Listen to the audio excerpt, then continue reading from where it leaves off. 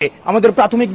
বিজয় অর্জন হয়েছে এবং আমরা নিশ্চিত করতে চাই এই বিজয়ের ধারাবাহিকতা অব্যাহত রাখতে আপনাদের যে কাজটি করতে হবে, আপনাদের সামাজিক নিরাপত্তা বলয় নিশ্চিত করতে হবে এবং আপনারা নিশ্চিত করবেন আপনাদের আশেপাশে যারা সংখ্যালঘু রয়েছে তাদের আপনারা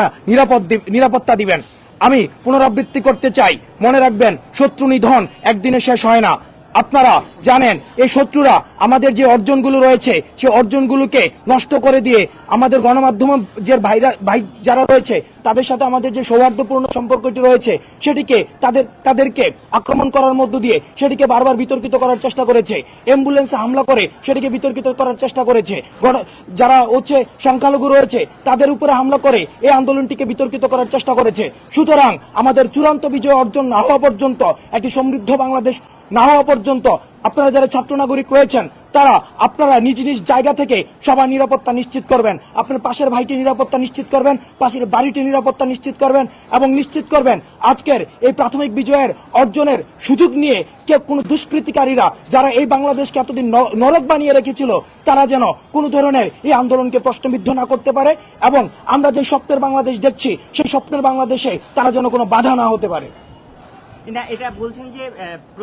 প্রাথমিক বিজয়, চূড়ান্ত বিজয়টা কখন আসবে? দেখুন, আমরা চূড়ান্ত বিজয় হবে আমরা আজকে যে আমাদের কিছুক্ষণের মধ্যেই আমাদের একটি সরকার কাঠামোর একটি আমরা ফর্মুলা দিব এবং আমরা যে এতদিনের 16 বছরের যে গুম খুন নির্যাতন নিপীড়ন, আমরা যে নির্যাতন এবং নিপীড়নের মধ্য দিয়ে গিয়েছি, আমাদের বাংলাদেশ যে বৈষম্যের মধ্যে পড়েছিল, যেই দিন বাংলাদেশ বৈষম্য মুক্ত একটি বাংলাদেশ হবে, যেখানে সামাজিক নিরাপত্তা নিশ্চিত হবে, নাগরিক অধিকার নিশ্চিত হবে, যেখানে আমরা এমন একটি স্বাস্থ্য ব্যবস্থা নিশ্চিত করতে পারবো, বিশ্বমানের স্বাস্থ্য ব্যবস্থা নিশ্চিত করতে পারবো, আন্তর্জাতিক মানের একটি শিক্ষা ব্যবস্থা নিশ্চিত করতে পারবো, যেখানে প্রত্যেকটি মানুষের যেই মৌলিক অধিকারগুলো রয়েছে সেগুলো নিশ্চিত করতে পারবো। অর্থাৎ এতদিন পর্যন্ত বাংলাদেশের সাধারণ মানুষ যেই ধরনের নির্যাতন নিপীড়নের শিকার হয়েছে সেগুলো যেদিন আর বাংলাদেশে থাকবে না সেদিন আমাদের চূড়ান্ত বিজয় অর্জন হবে। তার মানে আন্দোলন এখনো চলমান আছে। আমাদের আন্দোলন যতদিন না পর্যন্ত সমতা এবং সামাজিক নিরাপত্তা সবার জন্য নিশ্চিত হচ্ছে ততদিন পর্যন্ত আমাদের আন্দোলন এটি চলছেই। এখন কর্মপরিকল্পনা দেখুন, আমরা কিছুক্ষণ পরে আমাদের একটি প্রেস ব্রিফিং এর মাধ্যমেও হোক অথবা আমাদের যেই সার্ক ফোয়ারাতে কারওয়ান বাজারে সার্ক ফোয়ারা রয়েছে সেখানে আমরা যারা সমন্বয়ক রয়েছি আমরা সমন্বয়করা পরবর্তী আমাদের কার্যক্রম এবং পরবর্তী যে কাঠামো পদ্ধতি রয়েছে সেইগুলো নিয়ে আমরা কথাবার্তা বলবো। এবং শিক্ষার্থী এবং যে মানুষ জনতা সারা দেশের মানুষ আসলে বের হয়ে এসেছে তাদের উদ্দেশ্যে কোনো পরামর্শ বা নির্দেশনা যেটি বললেন বা কোনো অনুরোধ, কারণ